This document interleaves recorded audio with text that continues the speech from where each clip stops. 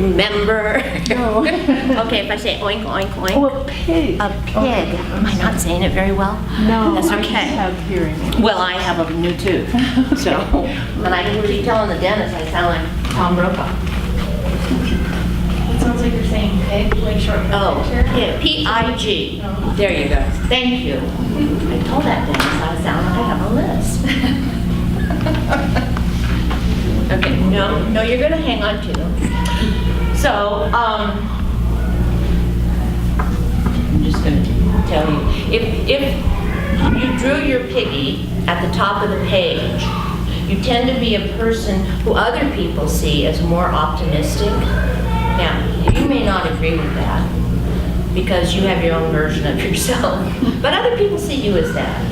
And at times you take yourself for granted. These are my pig notes, by the way.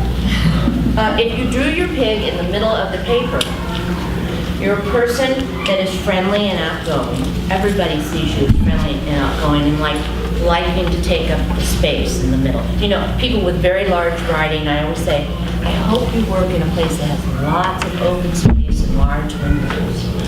So that's where you feel most comfortable. So placing your pig right in the center of the paper, that's your space. That's you saying, this is where I stand. This is where my pig stands. And you're well-rounded, and you like to solve other people's problems, especially if you have a large pig. No tiny pigs. And if you made it towards the bottom of the page, some may see you as a pessimist, and some, but you are very busy thinking and rethinking and wanting to be more grounded in what you're hearing because you don't quite trust it. You're not quite sure what's being said and you need more information. Okay, so if the pig is facing in the left direction, now who's a left-handed person here? Okay, you and you, good. Okay. If the pig if the face of the pig is facing in the left direction, that would be here, then you're more of a traditional person. And you like things done in a certain way. Some of you may be perfectionists, more perfectionists in that manner. And let's see, you tend to be family-oriented and loyal. Now this is not scientific, so if it's wrong, let's not have a fit about it. A big fit. And you would remember birthdays. If it's facing in the right direction, if the face is going this way, and I wanted to know from the left-handed people, is your pig going to the right or to the Going left? outward, but it's facing out, but the body is going to the left. Of course it is. Okay, but the body's going to the left. To the left. Yeah, it's like looking at Okay. a reflection. Well, if it's on the right, you think outside the box, and you're creative, and you keep moving around because you can easily get distracted, and the worst thing that can happen to you is to be bored. Now, there are people, I did the TED convention, the TED Talks up in Vancouver with my friend. She's president of the National Organization, I'm vice president. So we went up there in 4 days, we did 729 writings. Wow. And it was wonderful. Talk about spectacular writings, just spectacular. You know, the intelligence of it was so interesting. And there was, by the second day, and you know, all their talks are 18 minutes long. By the second day, I was seeing handwriting, and I said to one guy, 18 minutes is too long for you, isn't it? Well, everybody knows how the brain works, he says.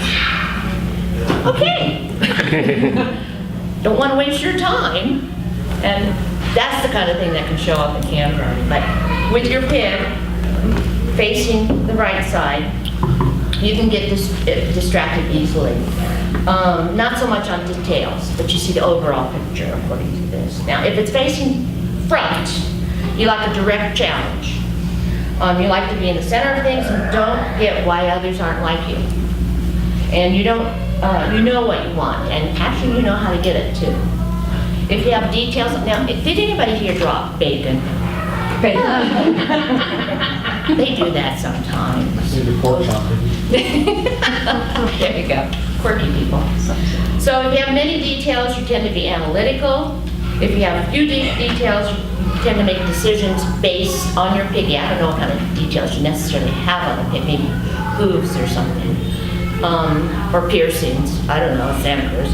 So few details would be decisions based on emotions and being more of a risk taker. If you have 4 legs on that piggy, you tend to be a stable person, and that you may be called stubborn by other people, and this is in handwriting too, with these nice tented T's.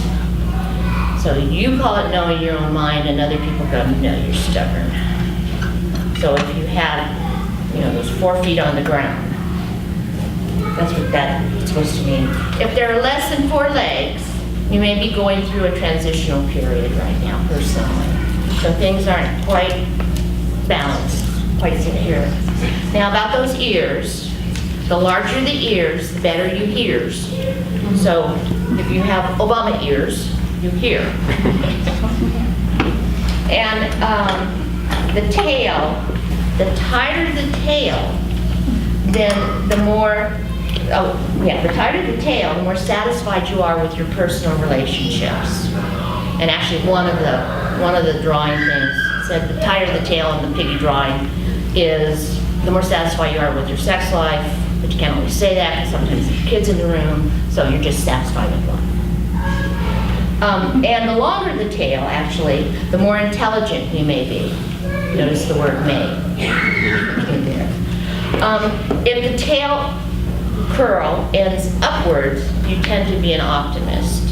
And if the tail curl ends downwards, you tend to be pragmatic. Very diplomatic. Now, drawing a pig is only it is a good example of how handwriting works. So, let's see.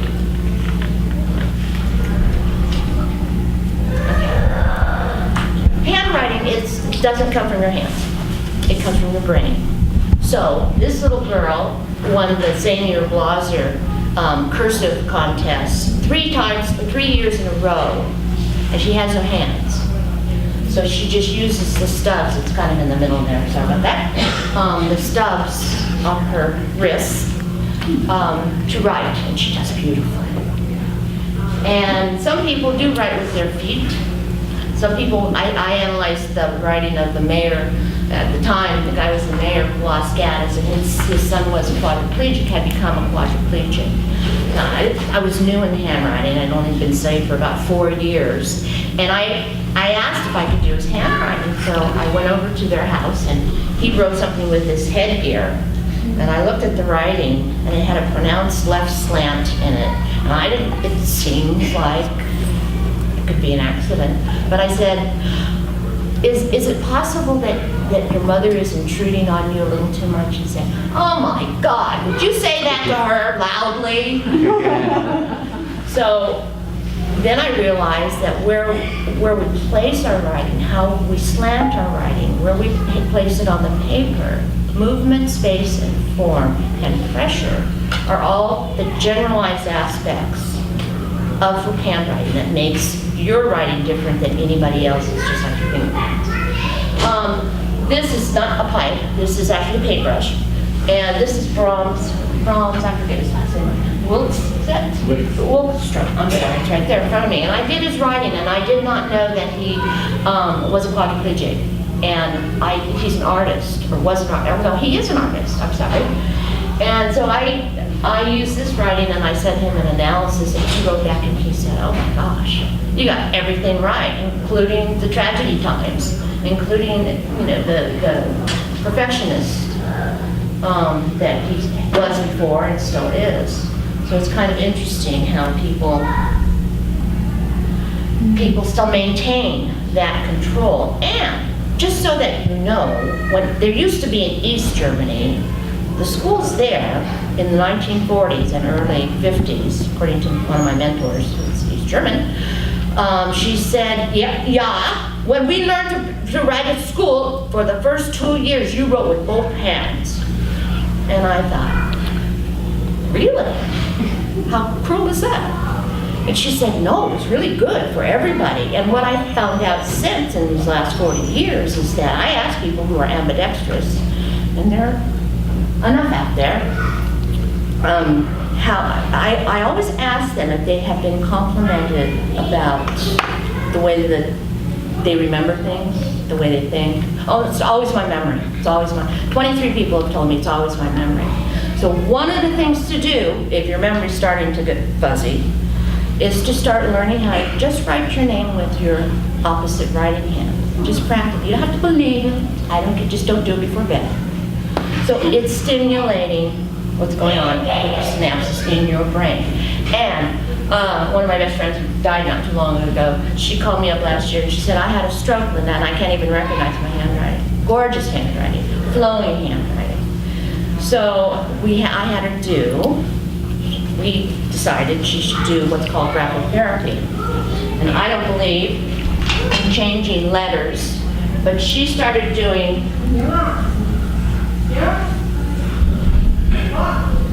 these figures, propellers is what we call them.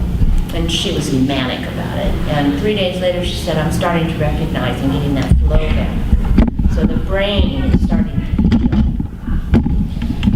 And if any of you have read Norman Doge's How the Brain Heals Itself, or How the Brain, there's another book that he has, How the Brain Changes Itself. Fascinating book, and he's so in favor of cursive writing, so in favor of it. So the handwriting organization that I belong to, the American Handwriting Analysis Foundation, is now responsible for getting 9 states to reinstate teaching cursive to the children, because it does so much for them, for their reading, for their spelling. And those are the things that we would really like to see maintained. Just like we found out that recess is important, and the arts are important, and drama is important, and music, instead of just thinking it can all just be, great. John Hancock, everybody recognizes his signature. No, it's not true that he actually signed that large of a signature in the middle of the page so that the king he could stick it to the king. Nobody else was signing that day, apparently, and he wanted to just make a statement about himself. So we just, it's very nice. It takes a lot of time. It wasn't like he was busy though. The same is true, by the way, with people in prison. They have a lot of time on their self, by themselves. So they tend to write either like uncooked spaghetti or overly cooked spaghetti. So their writing is either really wobbly or almost calligraphy. Sometimes it is calligraphy, often it is. Our writing can change through our lifetime. You probably know if you go back and look at how you wrote your name as an 8-year-old. And all of us, I think in this generation, most of us have been practicing girls when, when you get married, you change your name. Bobby, Slocum, Linda Slocum, and see how it would look with a flower over it. And just to try different things with how your name would look if it was something else. So this is the same man as he goes along in his life, from Scott Boy, I think, to doing various, let's see, I guess he was on an aircraft carrier here, and then he became the president of the organization. And Richard Nixon is the prime example of how your handwriting can change under stress. So as he got closer to the victory on the helicopter thing, this is saying, keep your nose out of my business, I'm not going to tell you anything. That's what an illegible signature says about you. Now, keep in mind that many of us do have more than one kind of signature, and the one at the grocery store doesn't count on that little box thing, because we all go, ew. But if your signature becomes illegible, that means because your signature represents you, is stylized to represent you, it also represents your family name, it also or your married name, it also represents your ambitions, and how you'd like other people to treat you. Keep your nose out of my business, I don't want you to come close to me. And writing is very logical and symbolic. So, So you know a lot of these people. Yeah, this is called trying really hard to make a statement. Not that he was ever shy, I don't think. And Oprah's circular, she uses it as a logo, of course, but it also represents a time in her life, as does the rest of her writing, when she had to protect herself. So this is a protective thing, whether it was about being raped as an 8-year-old or the beef companies coming after her in Texas and suing her. This is Marilyn von Savant, said to be the smartest woman in the world at one time, at least according to Parade magazine, as I remember back in the 80s or so. Not sure. Some people think that that's just a font. No, it's not just a font, but it is that painfully personified writing. So she's very careful about what she does. Over here, this is the writing of a typical musician, my brother actually. And this is the writing of the boyfriend, terrible, no good, very bad boyfriend of a friend of mine. And is he dangerous? Yeah, I would say lock the doors and turn off the lights. And, you know, if you have to, go to the police. This is a person I really suggested that they stay away from. Unfortunately, they didn't stay away long enough and she got pregnant. So, the things handwriting can tell you about are your social attitudes, how we deal with each other, communication styles, thinking styles. So if you're an analytical thinker or an intuitive thinker, if you are a person that doesn't like to spend time with details. I'm dyslexic, and I'm not really good at details, but I'm really good at handwriting for some reason. So I can focus then. Nobody goes through my head when I'm doing handwriting. Ego drive, so about yourself. Leadership skills, so the big boss with that big signature. Obama has a huge signature, which in my opinion is not about ego as much as it is about pride of what he has accomplished in spite of, my opinion. Reliability and integrity, those things. I worked with the Los Gatos Police and the Sheriff's Department in Santa Clara for a couple of years, and the police in Los Gatos gave me the writing of a kid who would wash dishes for 4 hours and then suddenly people were dead and they wanted to know what happened. And again, it was one of those, can I do this, can I do this? And fortunately, on the piece of the application, there was enough information to suggest that he was probably on drugs, he was probably threatened in terms of his own sexual identification, didn't realize that he had hooked into a group of gay kids.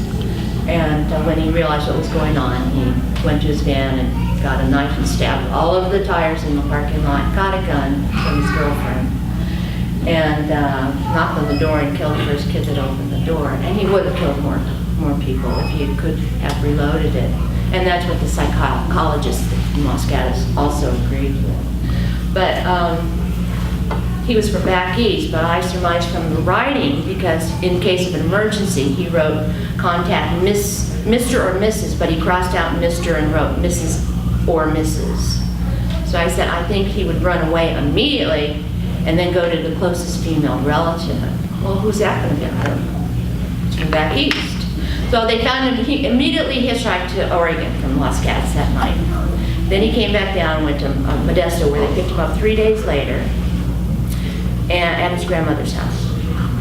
And unfortunately, in the writing, I said, you know, if you're homicidal, you can also be suicidal. The writing clearly showed that it was more than self-destructive. It was about he didn't want to be here anymore. And 2 days after that, he hung himself in his cell. So, and experiences like that have happened over these last 40 years, where often I just go, wow, what was that? So all of these things, handwriting tells an awful lot of those things, but it does not tell gender, it does not tell age, it does not tell nationality, and it does not tell the future. Surprise, I'm not a witch. people always go, I'll let you see my handwriting. And I say, fine, I'll let you write a check. I'm not going to tell you your future, so. But there's an awful lot about handwriting that can suggest the potentials that you have, and that is what handwriting suggests about who you are. So Bruce Jenner's signature, it was as beautiful as a young man as it is. It hasn't changed much at all. And that protective swing, this is a protective movement, and the writing is illegible, but kind, and it moves along, so it's graceful, so it's got form and movement and a peacefulness about it in its own way. It's also somewhat self-destructive. So age can't tell from writing. This is my 65-year-old cousin, Lori. She's always written like this. She may have some autism. She's always been what we called an odd duck, but smart as a whip, has 2 degrees, one in French, one in Spanish. She's never been able to work at all. So, but she's doing well by herself now. The 4 categories of writing, as I've mentioned, are movement, space, form, and pressure in the writing. Movement is like, in some writings, like a rough C.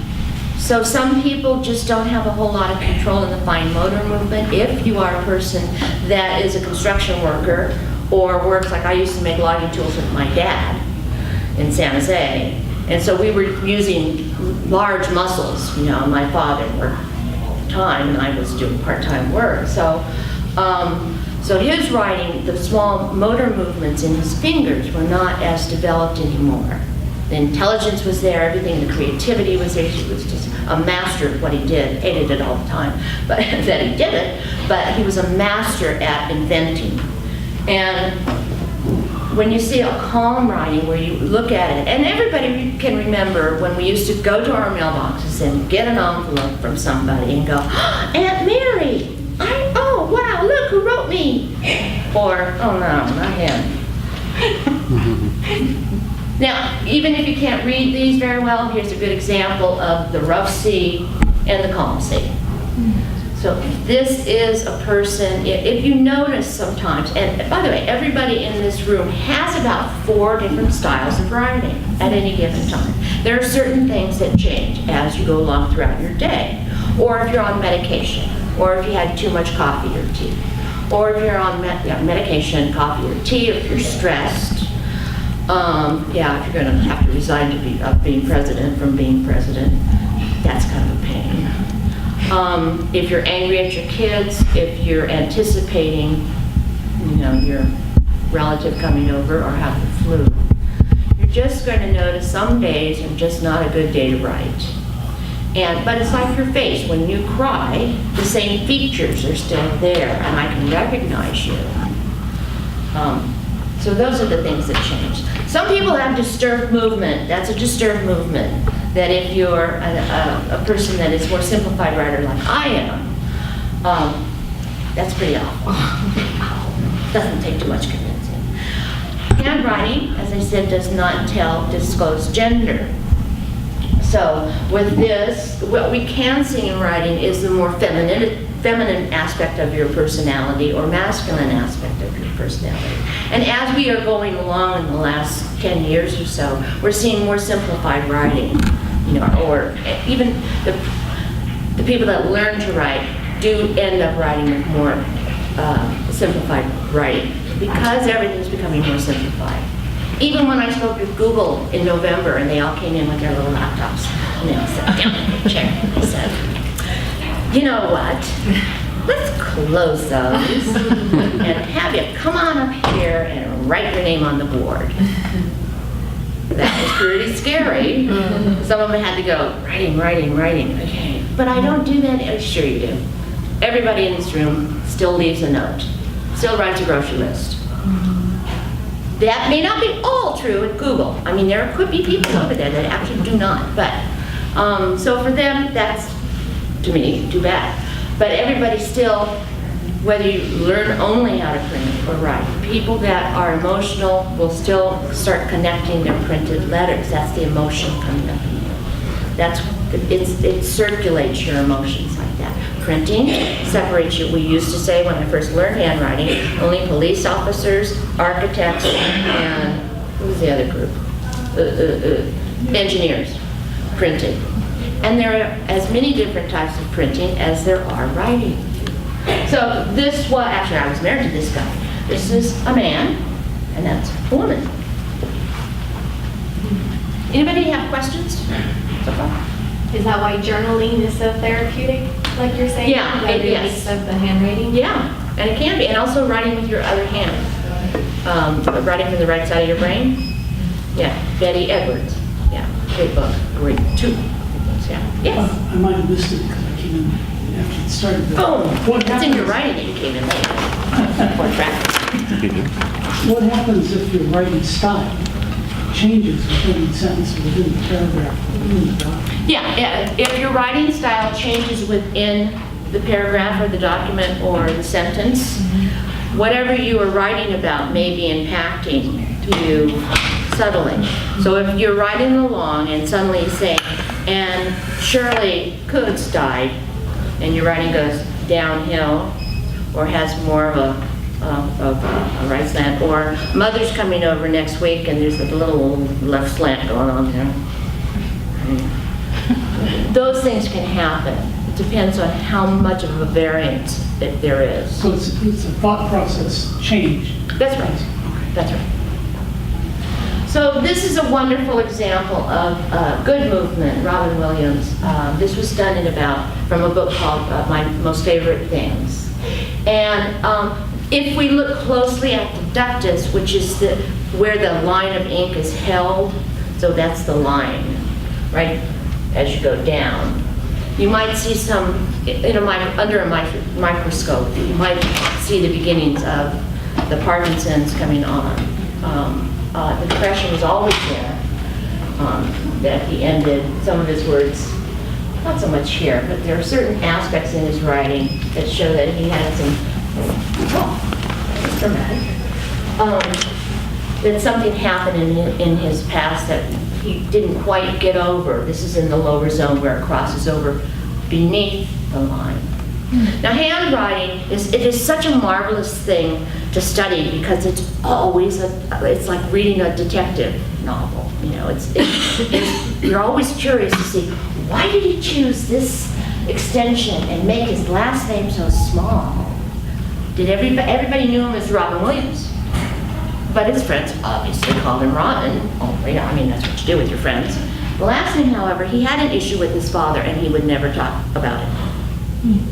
So I used to, when my mother would write me a note, and it would start off with, "Dear Linda," I'd look at how big my name was compared to her name down here. "Love," without a comma, "Mom." So I could see that Linda was written pretty small, so she's still pissed off at me. And she needs love, so I better give her a call. But that's a good, Robin Williams, is such a nice flow to the writing. You can just see him moving across the stage, you know, it's like dancing. This is wonderful writing in a lot of these people. You'll recognize this is Mr. Rogers. Just spectacular, brilliant writing. Weird, but really spectacular writing. It really is wonderful. Lamar James, right? Lamar Odom. Okay. Sorry. Sports are not us. Yeah. But the writing's cool. Yeah. Well, I thought that's kind of, I thought you said if you can't really read it, you're trying to hide something. Yeah, but that's okay. He's busy playing basketball. He's all over that court. And what he's doing privately is none of your beeswax, by the way. You know, so he's sending a number of messages there. And plus he's getting confused about what he should and shouldn't do afterwards, maybe. This is about getting confused about your philosophy of life when it collides. A lot of competitiveness in that writing. No one thing in writing means anything without it being connected to something else. So, if you are a person who, pardon my back is turned, but if you are a person who has very small writing, and then all of a sudden you have a circle I dot, Or you have large writing and a circle I dot. Those two things mean different things. The circle I dot tends to be about creativity, tends to be about the people that need, that enjoy attention. Sorry. Remember when Circle Star Theater in San Carlos was there? And so entertainers would come and sign this big autograph book. I had a boyfriend who worked there. And almost to a person, didn't matter who it was, they had circle icons. And so that's the creativity of the artist coming through. But it's also the person that likes attention. Now, if you have small writing, if you're a person with small writing, and very, very small writing, you tend to be scientifically oriented. So that's almost like saying, I want attention, don't you dare. I want attention, don't you dare. You know, with large writing, I want to be in the middle of things. So it's okay if you show me attention. So it's a good point though. So it can, you know, every single combination of letters has more than one interpretation. This is one of the people from, oh gosh, I wish I could read it too, because he was such a cool guy at the tech lectures. And I don't know who he was, and I don't recognize him going through their lectures on the computer. But he said he had spoken at TED 14 times, so you'd think I'd recognize it, but I didn't. But I like the movement of the writing, I just like the writing. So that's movement, so space where you're sitting in this room, how you feel about the person sitting next to you, how close you feel. You know, you have a certain sense of space here. If you were in prison, your space would be elongated. So it's a different feeling when you are in close quarters like that. Now, the spacing between and you can write, this is a good idea. Everybody can write, Maggie and I are going to Europe. Maggie and I, M-A-G-G-I-E.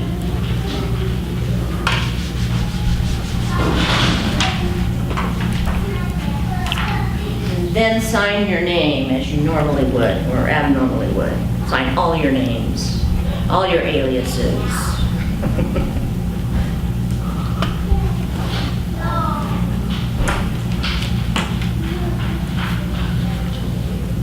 And you can see, if I'm talking about spacing, where you decided to write on the page, number one, how wide your margins are. If you have a wide margin on the left, that's about the past. If you have a wide margin on the right, that's about the future. If you're just hanging on to the left side, you don't really want to go out to the future right now. And that can change as life situations change. But we have spacing between letters, spacing between words, spacing between lines, and spacing around the margin. And that tells us where you are in space. Now, Elizabeth Barrett Browning, definitely, what an odd person, what an odd duck. She had, well, on here, I could put my whole hand in between there. Now, she was really well known for writing these great poems. She couldn't stand the kids next door or coming down the street going to school. So she would write a little kitty and wrap it up in a rock and throw it at him. But she wanted them not to make so much noise going by the house. At least that's the story I got. And the spacing here is, these are called rivers. So there are a lot of thoughts about what she may really have, what was going on with her. Some people think autism. Some people think that she was paranoid. All of those could fit into this, the behavior pattern of this writing. Again, in that time period with that simplification, brilliant person. Just very, very brilliant. Everything had to be in exactly the space that it needed to be.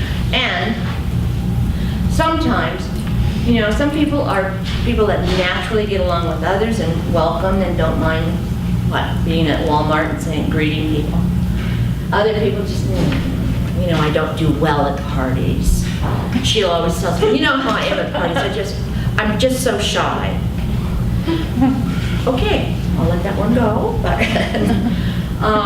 But the difference between the introvert and the extrovert is that the person would, in general, this is very general, say a person with large writing will go to a party and get a lot of energy from it. But a person with small writing can go to the party and really enjoy other people. But man, when they get home, they're exhausted. When it's time to go, time to go. So Casey Anthony, the gal that was not convicted of killing her daughter in Florida a few years back, she has extraordinarily close writing between her letters. And actually, it's not so wonderful between her words either. So this is written, I'm not sure if this was in her journal or if this was in prison. Any which way, she was the one that said that when her daughter was missing, she went out partying and stuff like that. So she needed a lot of attention to distract from the internal stuff that was going on. And this writing is pretty painful. Sometimes I look at writing and if I could visualize it as something that I put my hand on, would it poke me or would it be softer? And this writing is a pokey writing. It's just disturbed. But in form, when we're talking about form, we're talking about movement, space, and form in writing. And the variations of those are just wonderfully boundless. Now, I'm not saying that these actual composers actually wrote these scripts. Trouble with that? Yes. Okay. But it is a wonderful example of the different ways people choose to make one particular form in their own way. For whatever reason, we don't know if, do they? Yeah, we do. If Beethoven was kind of made in the form of an ear, sometimes people symbolize themselves like that. Or maybe that was his helper, I don't know. Awfully simplified writing, didn't want to waste time being intricate like Bach. Like Bach's right, music. Some people's forms are very specific. And I'm sorry, that's probably pretty fuzzy.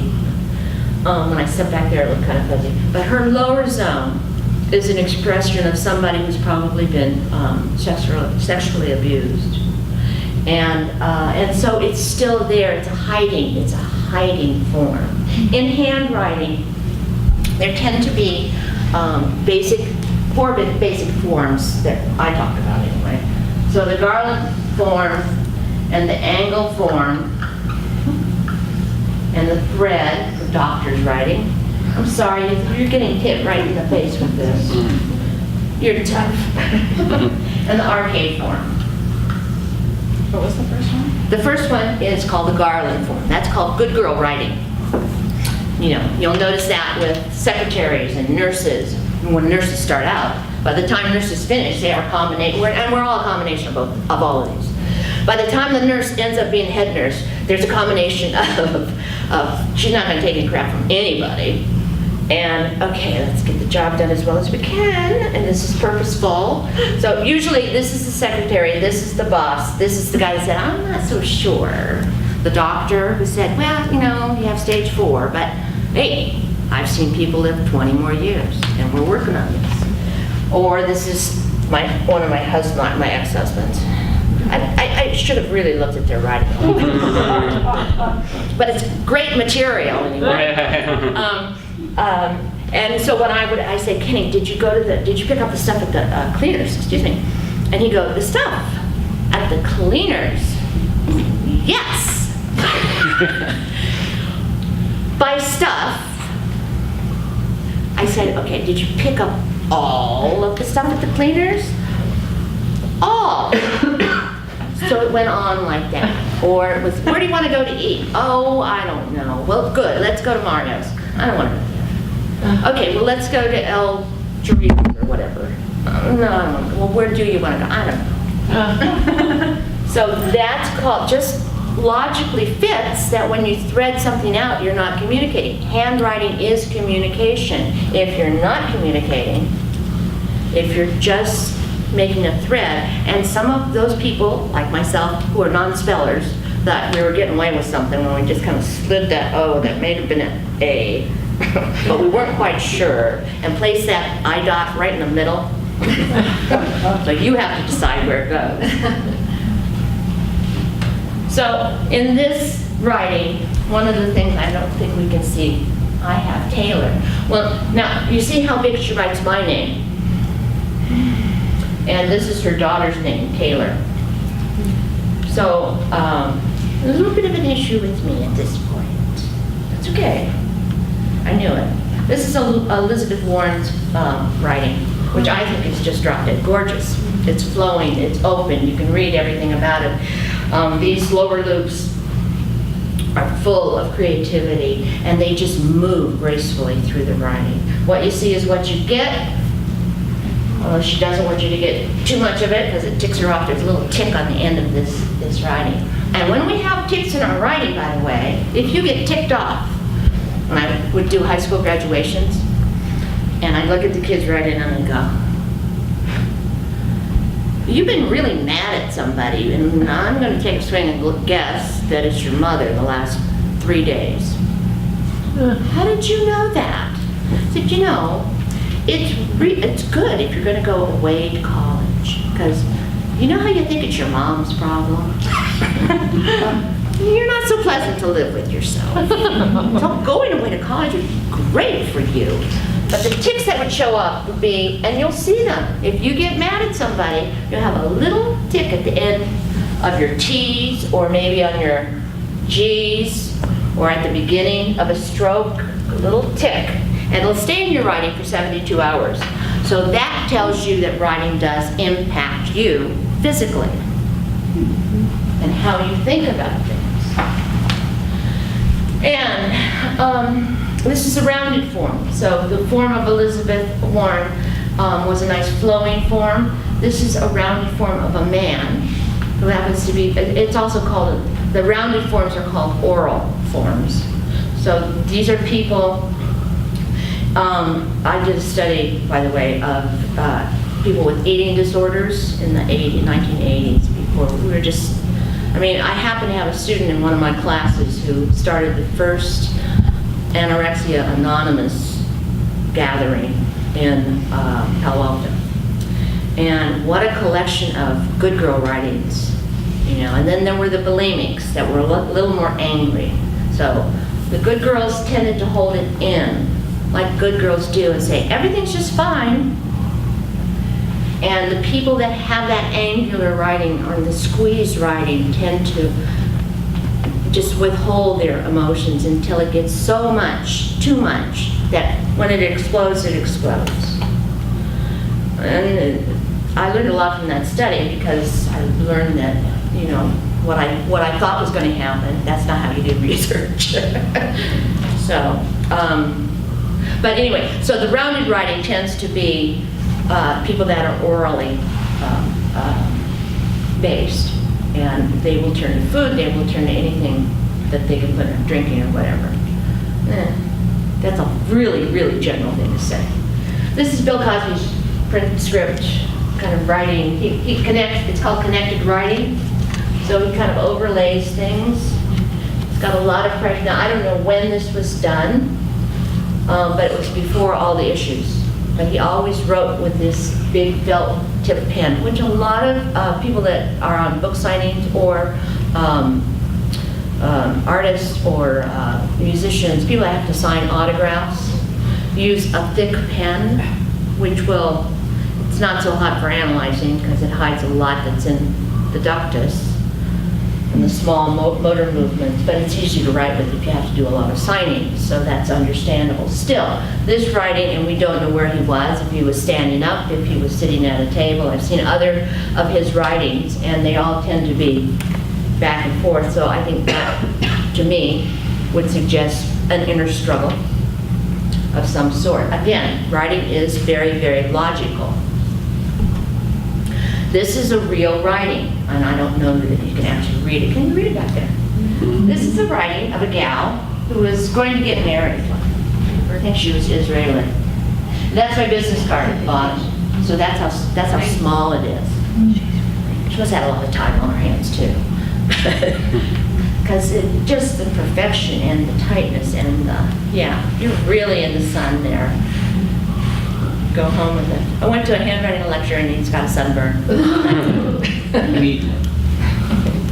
So this is what some people choose to do to represent themselves on paper. That's why your pig, however, whatever size that you drew your pig to be, or where you placed it on the paper, says something about you right now. It may say, if you wrote far to the right, if you drew it far to the right, I would say that you're probably hungry and want to have dinner, you know. And if in the middle, then you know, that would be about right now too. So if you're right in the middle, it would be about dinner, or thinking about what's ahead, what else you have to do on that long list that you have today. Anyway, pressure. Now, if everybody turns their piece of paper over that you wrote on, I want you to feel the back of the paper, the back of it. Yeah, this the part. So turn the paper over and see how many people can easily feel. Yeah. Okay. You. And you. I feel my pig, but not my writing. Yeah, you're writing, and Not my writing, it's just the pig. that's interesting. Let me see this. That's why. Yeah. Here's the pig. Here's the pig. Yeah, that's nice. You need to be salary. Oh, you've got wonderful writing. So the pressure that you push into the paper with is what you do with your emotions. So if you dig in deep, and I call him my brother, his mother was a handwriting analyst, and we were all playing with carbon paper. Remember carbon paper? And so we would write down and see how many carbons it would go through on our natural writing. And mine went through about 4, and his went through 10. And then and you could read it perfectly well. So we knew his list of people that he can't stand, has very definite opinions about, was pretty long. And that you will remember those people that did damage to you. You may be a very lovely person and have nice rounded writing anyway, but you don't forget. And you will say, hello. A lot like Hillary, I think. Sorry. Political statements, I know, I'm gonna get worse. So speaking of political statements, the Republicans just have this way of not communicating, and I don't know why Ben Carson has this remarkable phallic symbol for a signature, but everybody was very careful in my handwriting form not to mention the phallic symbol. That everybody knew was there. His writing is nice and flowing. This one aspect in this kind of writing is incredibly manipulative. But a very bright person indeed. And I don't know where that picture came from, but this is his signature, which is wonderfully creative, very resentful, very determined. This Ted, when you have a stroke that goes down into a lower zone, you have 3 zones, upper, middle, lower.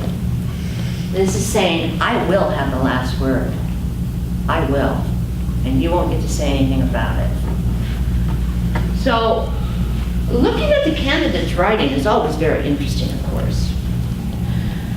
What are we doing now?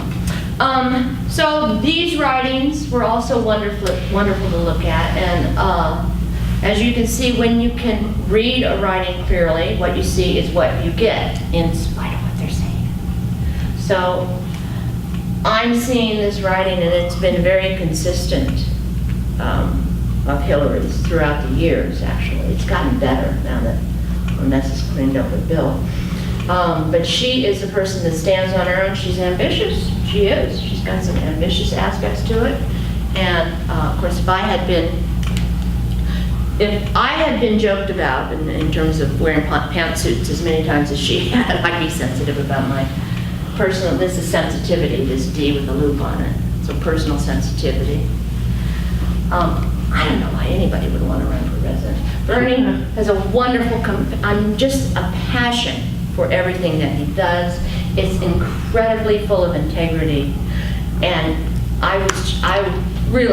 my concern about him is that he'd blow up. because he's so passionate about everything. But it is a beautiful writing. It is not the most realistic, and he is getting tired.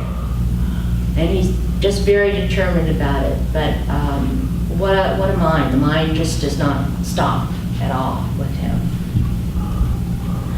And then we have, now I really wasn't sure if I was going to show you the next slide or not, but as you know, if we go through the writing, the rounded writing with the angular writing, so you have you can yourself can make this nice soft form. If I said make a happy form on your paper, you probably all would make a sun or a circle or happy face. If I asked you to write an angry form, you would probably make something that is more rigid. That is just where our minds go to. If I asked you to be just not coming to the point, you'd make that squiggly. And, I didn't get to the last one. I'm sorry, the arcade. You don't see that too often. I did, when I was 30, I went into Los Gatos High School as an undercover student. My handwriting just went, it was a disaster. But we got accomplished what we needed to get accomplished in 3 months. And it was interesting because I was just starting to learn handwriting, and I could see that my handwriting was becoming more and more protected. So these are strokes that go over the top like an umbrella. And you would see more of, if you make an A, it starts with a stroke like an umbrella stroke. And that's protectiveness, it's quietness. It's one of the things where people need some privacy, and if you add about 5 more other aspects to it, it can be deceived. So, I don't really try to put on. With Donald, just so that you know, Mr. Trump, this is called marching across stage. Deliberately, everything is deliberate. He always tends to write. I have yet to see a signature that wasn't done with a felt tip pen. So that is sensuousness, or it's just easier to write with. Very deliberate, very clear. Not that you'd ever guess that, right? But he has something in common here, and I apologize if I'm offending. That there are a lot of similarities in this writing. In these writings, these 2 writings. And the handwriting analyst group that I belong to, that's a worldwide organization, everybody saw it. Everybody said, whoa, watch out. So this is a deliberate man. This is a man that's going to carry out a thought pattern that he has, and is not going to be talked off of that. Donald Trump also has private writing. I've seen it once or twice.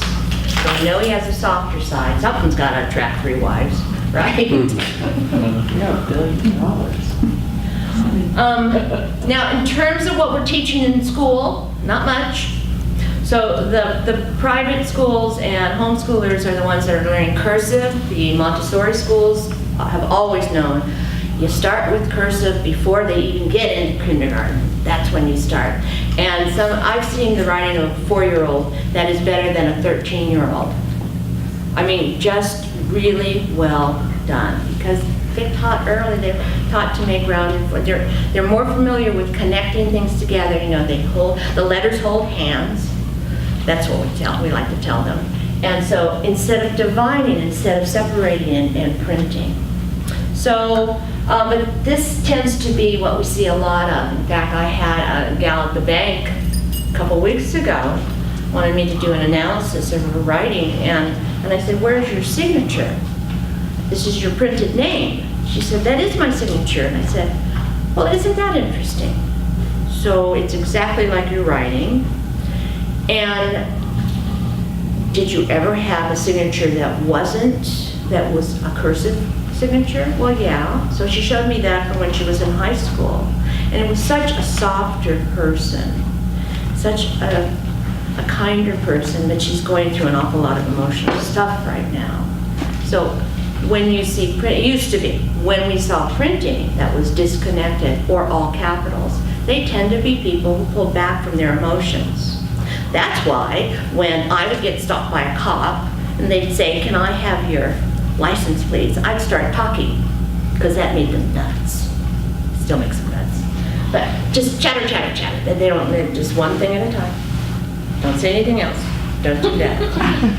Really? That's why your husband bought you that car? Really? Okay. Why? Did you learn something? Yeah, I learned that if you have PMS and you have to go another 500 miles, you don't drive fast, right? Okay, Miss Larson, you get it for humor, but don't drive fast. And in those days, I was not very nice and waved at the other two guys that did get tickets. We were all going through Pacheco Pass. So, handwriting. The thing about handwriting and for kids to learn is that it helps them by the time they get to college, if they're taking handwritten notes, they will remember what is being said a lot more than typing. What happens, what we know, is that cursive writing activates 3 different areas of the brain: your memory, your verbal skills, and your visual skills. And the keyboard activates 1 area of your brain. Again, if you ever want to read a really great book, it's the two by Dr. Norman Doidge, D-O-I-D-G-E. I've checked it out from the library. I know it's there. So it's called How the Brain Heals Itself. They have it in audiobooks and they have it in regular books. I had to wait for it twice, but because 10 other people were on order for it. So I finally went on to buy my own. So there's the name of his book. And he talks about people with strokes and people with Parkinson's and people with autism and how they can learn differently. And there's a wonderful school in Oakland that teaches dyslexic kids how to think and work with the words and see things differently on paper, and how we can actually change our brains by doing those by rote exercises that we were taught, those of us who were taught Palmer method, where we had to go to the board and go round and round and round and round, and by the time we got to the board, it's supposed to be pretty round. And then they changed it to the Danielian method to simplify it. You know, we went Spencerian to Palmer method to Danielian, and now we have the New American copybook. But the Danielian people said, well, the problem really is with writing is that the kids their fingers get so tired because they didn't teach them how to hold a pen. You're supposed to hold a writing instrument like you do a paintbrush. You know, you can hold it the 3-finger way or like a paintbrush. But instead, you've seen kids, you know, just, geez, that's painful. So the scrunching up of how they're writing not only makes them more tense, I mean, it goes throughout your entire body and it loses the flow of what you're trying to get across. That's my train of thought there. So what the Danielian people, that's what it was, were teaching then how to hold a pen. You hold a pen this way. Now, all of you put your pens in between your index finger and your middle finger. Yes. You do it naturally? No. But that's exactly. And that takes the pressure. Yes, it takes the pressure off. You don't have that lovely little, what do you call it, callus? Yeah, callus. That we all have right there that do it the right way. But instead, what you lose is really the fine motor movement that is in these little tips of your fingers here. And apparently in the tips of your toes, too, because they can have. So, what we've talked about are the different aspects of movement, space, form, and pressure with writing, and how writing comes from your brain. This is one diagram from Rananizo. The books that I suggest if you're interested, and about a month ago, I asked what books they had here in the library. They were going to order some. Do you know if they ordered them? I'm not sure. My way to start our fiscal year just started July 1st, so Yeah. Okay. Well, I have some books back there, that are my books. And we have a little list okay? outside. Yeah. Okay. And Sheila, my best friend, actually, Sheila Lowe wrote The Idiot's Guide. She's into writing mystery novels and using a handwriting analyst as the main character, called the Claudia Rose group of novels. And she's writing other mystery novels too, but she always uses a handwriting analyst and calls the books like, The Bottom Line they all have to do with handwriting titles. So handwriting comes from the brain, depending on how you use space, depending on what kind of movement you have. Even if you're in a helicopter and your handwriting is doing this, you're still going to make those forms in a certain manner, different than the person you're sitting next to. What handwriting can reveal about you and what you need to know that a handwriting analysis can do for you is show your intelligence, your self-awareness, what happens under stress. Stress is where you're going to see it most often change, The cooperativeness, how I get along with you. I did the handwriting 15, 20 years of, they were all on the East Coast, a jewelry company. They had 5 different stores. I never had to see them, and the Federal X gal would come about twice a week and deliver a package of writings to me. And when she wrote FedEx, mind you, those driving all over the road. And she would make sure each and every single letter that she wrote with her about her name could be read specifically. I said, "What time do you go home at night?" She said, "It's usually pretty late." It's an amazingly clear signature you have there. She said, "I like people to know who I am." And what I can tell you about that is that people for a long time have been under the misunderstanding that the clearer your writing is, the easier it is to forge. Wrong, opposite. The more illegible your writing is, like Nixon's straight line slash, the easier it is to forge. And in case you want to know, any of you have some ambition out there, if you're going to forge something, turn the writing that you're forging, that you're trying to forge, upside down, and look at the forms that they're making. Don't try to draw the letters. Not too many people are doing that. People at Google just said, "What? What?" I can do that right now. So accountability, reliability, and integrity. Oh, and getting back to the jewelry company. The jewelry company would send potential employees, and it wasn't rare for me to say, this is such a great candidate, but it's really going to upset the manager, because this candidate would outshine the manager in a second. That's how good they are. And so we had to go with somebody else who could interact with the other people there, and that's just the way that it works. They also sent me a writing and said, "This lady is so amazing. We need her so badly in Florida. We just really need her. And she's got great credentials." We talked to everybody, and I looked at the writing and said, "It's either going to be the best person you ever hired or the absolute worst. And I don't make up your mind, you make up your mind, but something is really troubling here." And 3 weeks later, they did not hire her, but 3 weeks later they sent me, that was in Rhode Island. They sent me 3 clippings from the Cranston newspaper about how this gal went to work for another jewelry store and not only stole $6,000 in cash from them, but 3 diamonds from them. So that was her deal. So again, handwriting can be used in corporate graphology to see how people actually see themselves, where they can build their career to, and how, what they want to give to something, give to a career.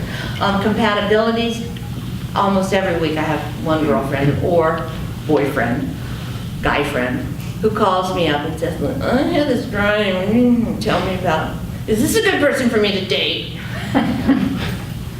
Ew! Or, "This is a pleasant person. You don't really like sex that much, but Okay. At this stage, maybe that's just not happening for anybody there, but good friend, likes dogs, likes to cook.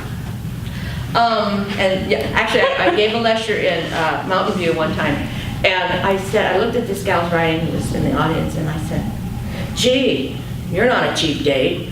And she stood up and she said, no kidding. I can't stand to go to McDonald's.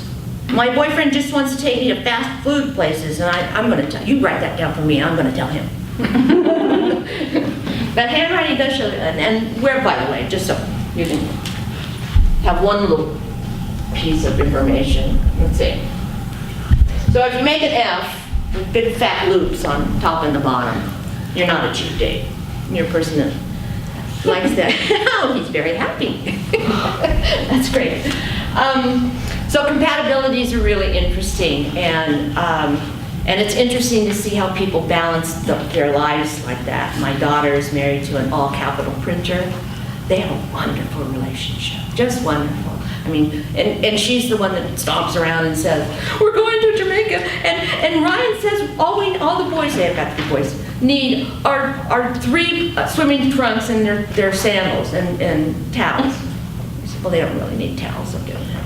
But Mom, they need to have their shirts for the family picture, and they need to be all the same color. She has perfectionist writing.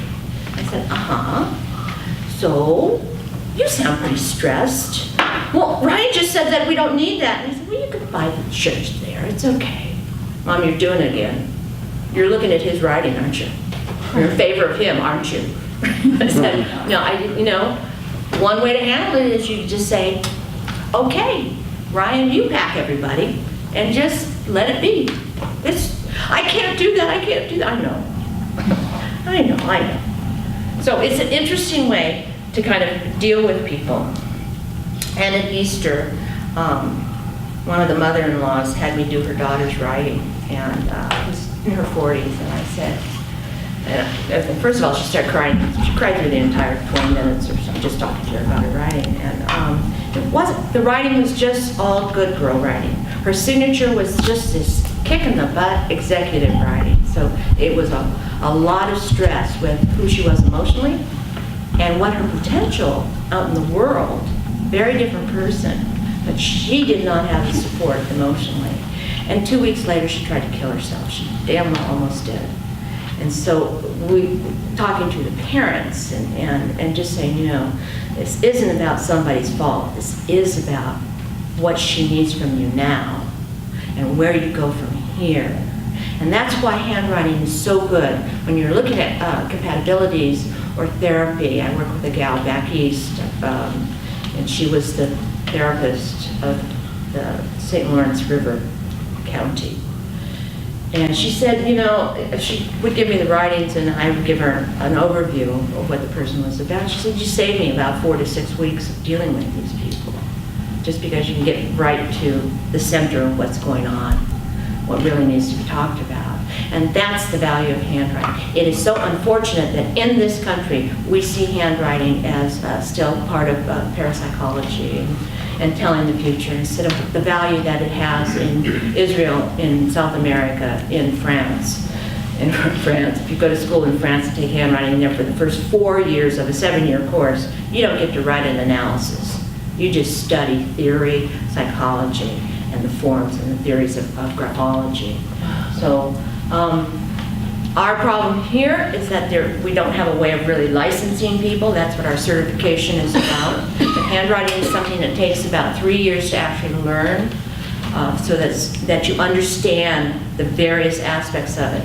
Doing something like a circle, I dot, or an F like that, it's called trade stroke. And or we call it, this means that. Well, this never means just that. So it always is, has to do with the rest of what's going on, just like your face. If we just took your blue eyes, and said, describe her to me. Well, we might miss a whole lot of the rest of you. And that's exactly the power of handwriting. So I do have a YouTube. Everybody tells me it's really good, and it is. I am very proud of it. Except for my hair, I would really like to have that done over again. But I really like the way that they did, they put it all together. It's on YouTube. It's called Linda Larson's Thoughts on Handwriting. So thank you very much. You have questions? Yeah. Yeah, handwriting is very different in other countries. German handwriting is very difficult to read. It's very spiky and all of that. Mm-hmm. Is there the same agreement on letter forms in different countries as there is here? Yeah, movement, space, and form, and pressure, all are the main theories of graphology. And the German, there's a German graphology and a French graphology and Spanish.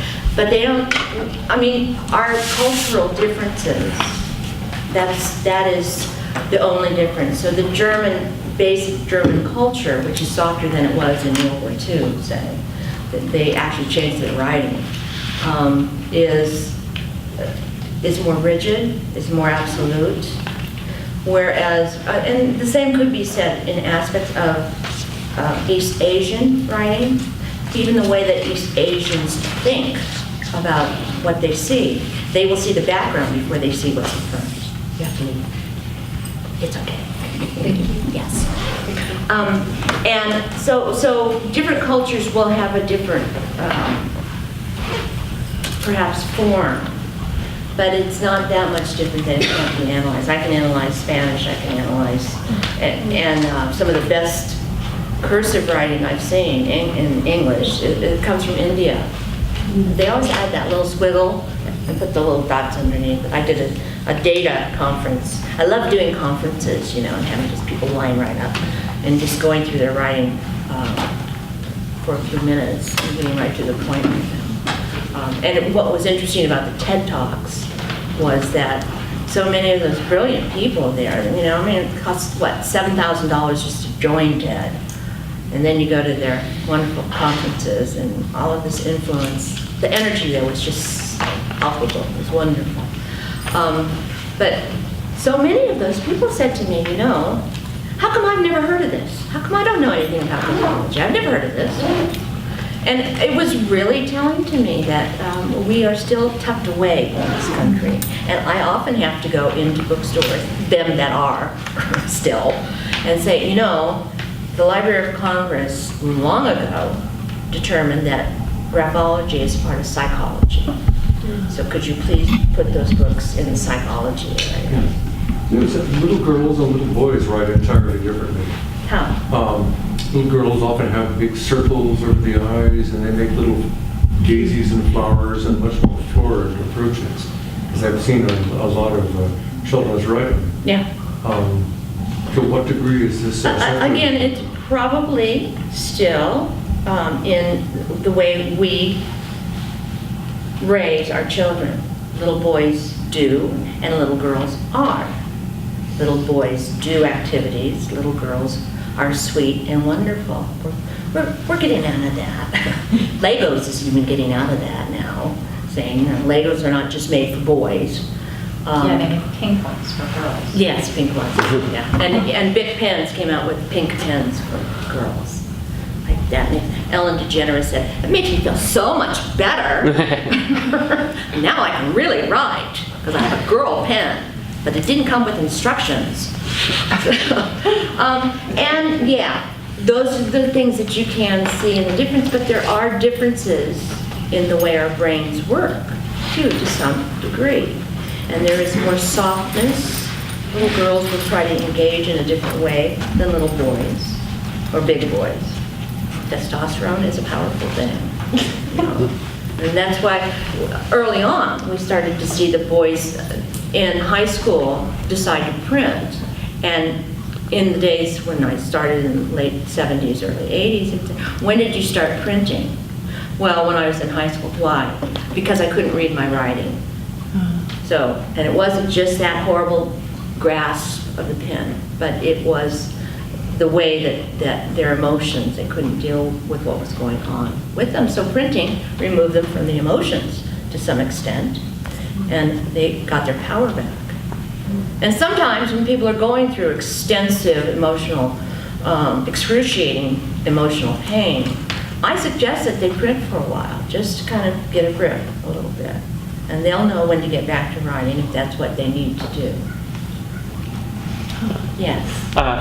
There was one page you had up there that had I in the middle and then all the different things. Is there a way to get a copy of that one page? Or is that, can you find that online or on your... Wait a minute. And that's pretty- It was about 4 back. It showed all the different, when Yeah, your the writing goes up. different diagrams of it? Diagram, yeah. There's a paper in the back that you can leave your email on. Oh, okay. Tell me what you need and I will email that to you. Great, thank you. It's Renanizo's diagram of all of them, yes. Okay, Sure, yeah. thank you. Just a comment, reminds me, I always enjoy watching people doing their signature on the little thing in Safeway when I'm in line. And this reminded me, most of the signatures just look like they were bored and doodling. Yeah. So that's really Mine too. interesting.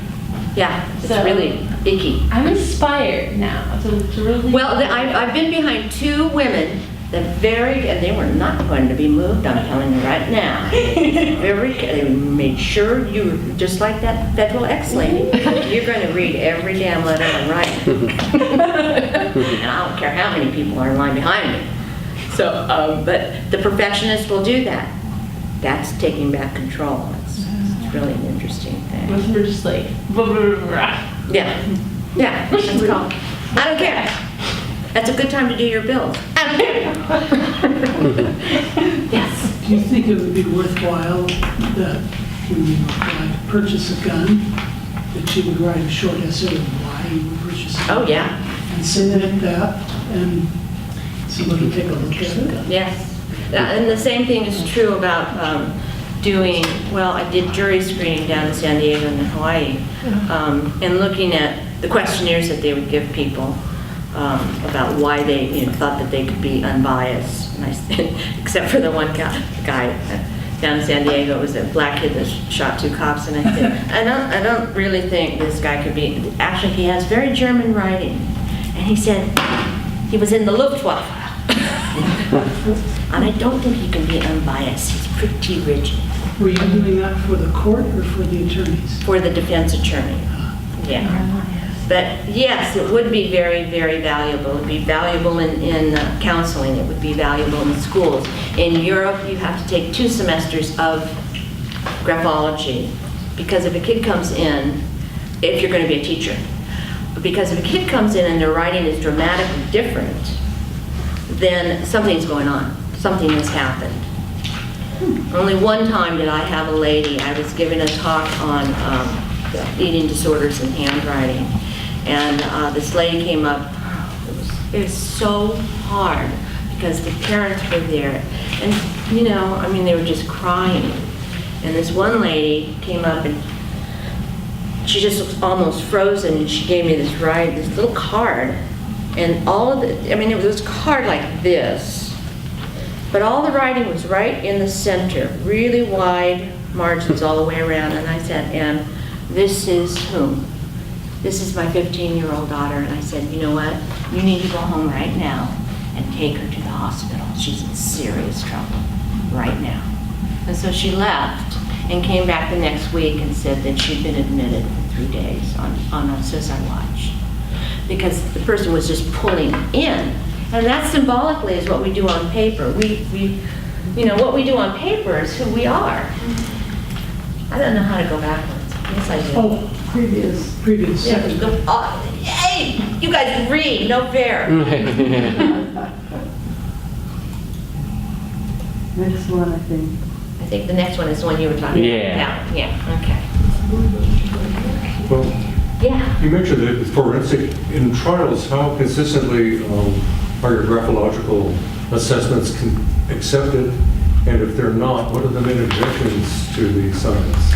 This is a great question. So there's a large difference between question document analyst, they don't ever call themselves that, they have question document examiners, and handwriting analysts are using graphology. Every other country in the entire world, except the United States, accepts that a graphologist can be a document examiner. What we have here is the old boys club. Usually old white boys club. And not that I have any issues. But here, if you even bring up the word graphology, and I was in court once and they said, Your Honor, she's nothing but a fortune teller, one of those handwriting analyst fortune tellers. And I've gone on and explained that in other countries this happens and we are the only ones. And in fact, in India, I think, you first have to be a document examiner so that you can go on to be a graphologist, because graphology is so much more difficult. If you are if you are a document examiner and that's all you know, and I have a copy of the FBI's document examiner training manual. What a joke. What a joke compared to what you know when you learn about deductives, when you learn about spacing in a certain way. Yeah, I have a lot of energy on that, don't I? So I was taught, and so the guy, the prosecution said, well, she can't be qualified. And the judge just dropped her pen and said, are you kidding? Really? She's qualified. Leave her alone. And afterwards, the witness on that side came over to me and he said, could you analyze my handwriting? Hey, it's so fascinating. It is fascinating, and it is fascinating. But there is a really big difference in America. And some of the organizations, it's really been a problem in the last 15 years for anybody who pretends that they haven't studied graphology, to go into court. Me, I go into court, and Sheila, my best friend, who's mostly a document examiner, she'll say, okay, you went to court today, Linda, what did you do? Well, this is what I said. And she said, nobody says that. You can't say that in court. I said, well, I'm not going to go in and say that that this is just about the technical aspects of writing. Because the other aspects, and I was just reading a paper by Dr. Naftali, who said the behavioral aspects of handwriting have a lot of impact on what happens with the question document, as does medication that is being taken, say, a guy signing a will. So the medication that may be changing over a variety of, over a number of years, and your writing will change to some degree or a whole lot, and you need to know about the medications, you need to know about how people age, and that the closer you come to death, the more difficult it will be. The last thing to go will be your downstroke. The stroke that is that Y. The downstroke is a stroke of action. Of intention, I should say. Of intention.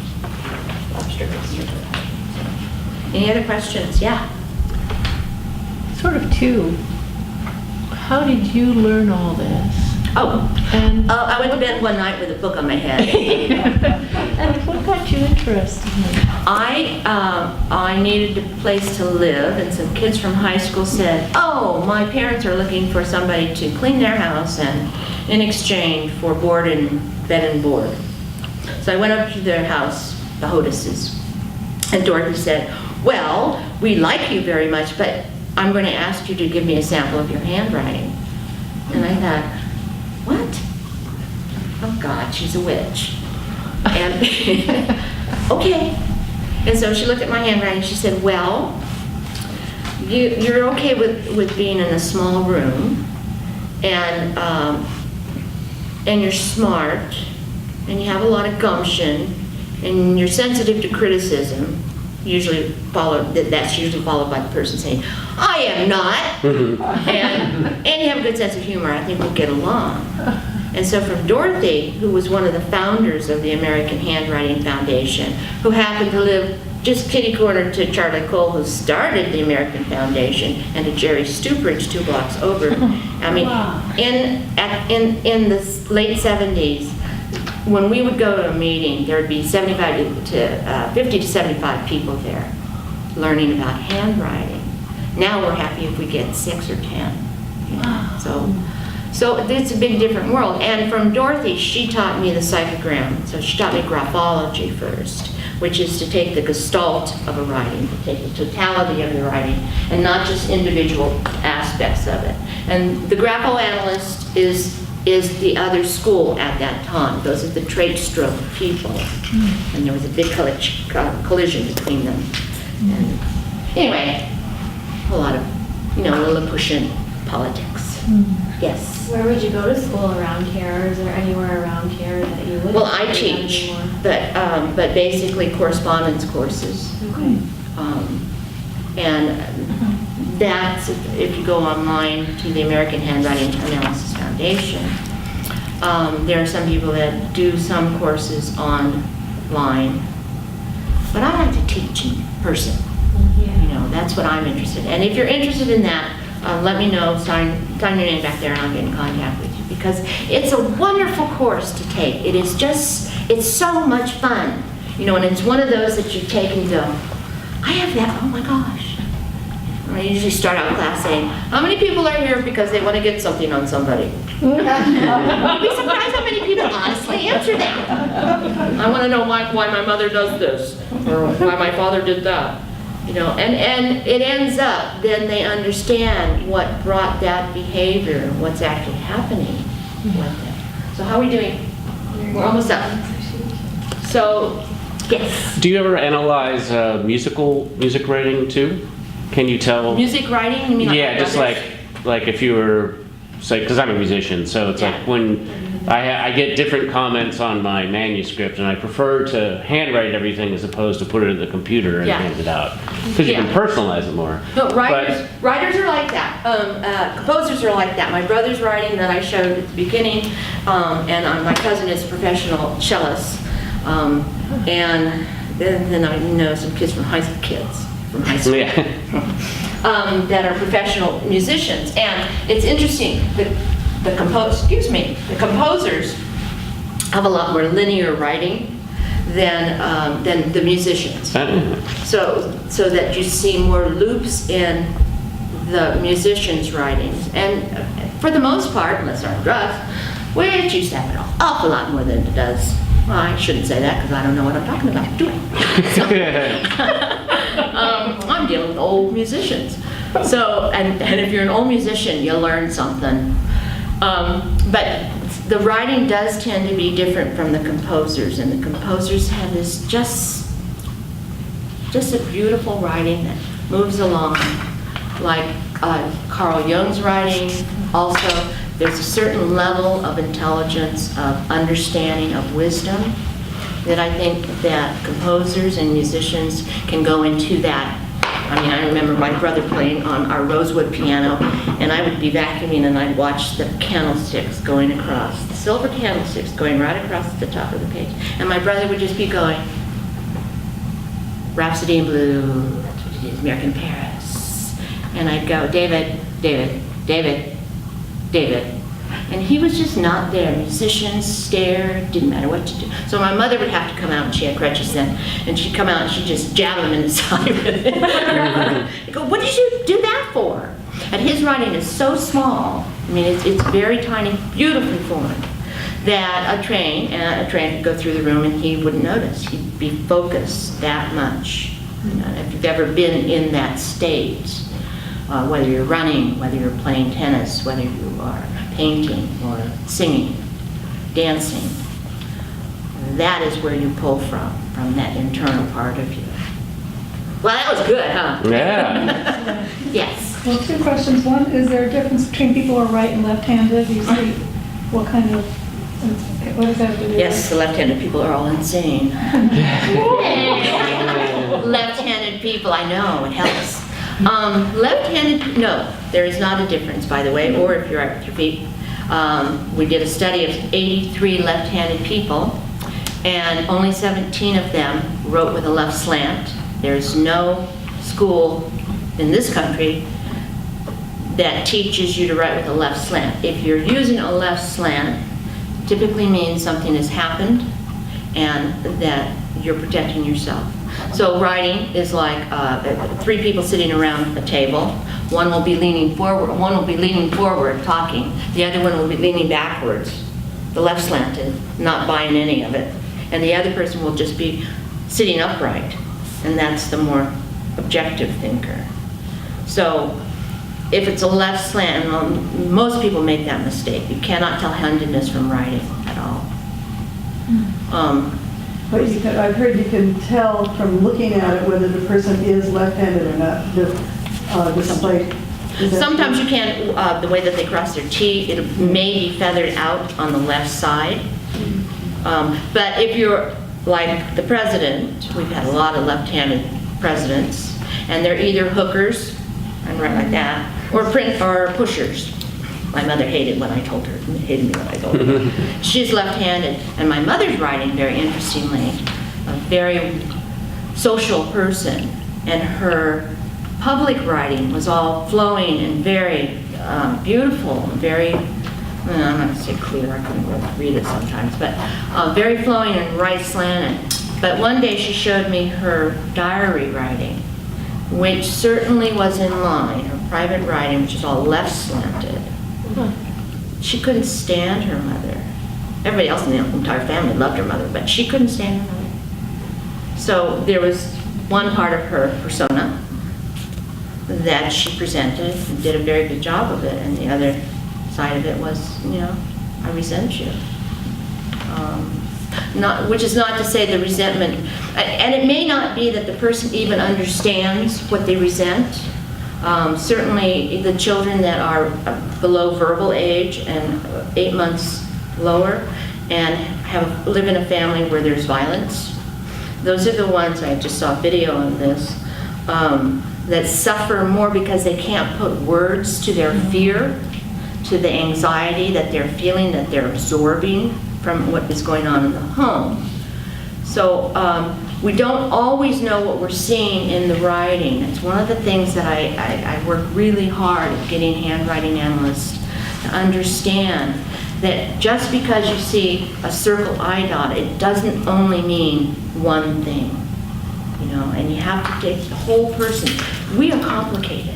We are complicated in handwriting. That's why handwriting takes about 3 years to really understand, to really learn. But it's so much fun on that journey, and it's never dull. I mean, you can go to the Smithsonian, you can go to any time, like Henry Winkler, I was telling some of you, was on KGO this morning or this afternoon, and I want to see what his writing, he's dyslexic, I didn't know that. And so you can pick up most writings online if you want to. So if you're interested in having an analysis done, please come and see me or sign your name back there. Thank you very much for the time. I really appreciate it.